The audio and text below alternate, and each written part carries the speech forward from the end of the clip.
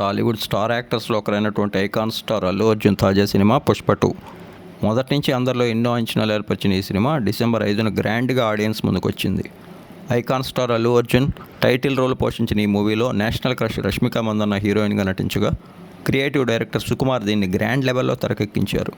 Rock star Devi Sri Prasad సంగీతం అందించినటువంటి ఈ మూవీకి శామ్ సిఎస్ బ్యాక్గ్రౌండ్ స్కోర్ అందించారు.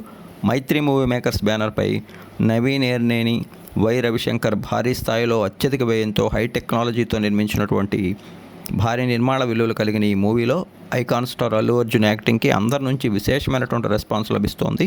ఇక తెలుగు రాష్ట్రాలతో పాటు అటు కేరళ, కర్ణాటక, తమిళనాడు, ఓవర్సీస్, నార్త్ ఇలా ప్రతి ఏరియాలోనూ పుష్ప 2 మొదటి రోజు నుంచి అదిరిపోయేటువంటి కలెక్షన్ అందుకుంటుంది.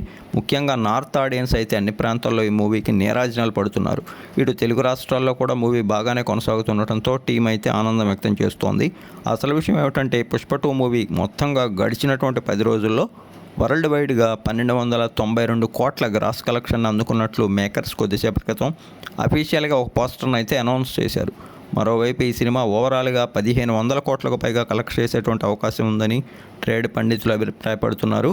అయితే ఆ పైన ఇది ఎక్కడి వరకు వెళ్ళి ఆగుతుందనేది ఇప్పుడే చెప్పలేమని, చాలామంది అయితే మరింత భారీ ఫిగర్స్ని ఈ సినిమా అందుకునేటువంటి అవకాశం ఉందని అంటున్నారు.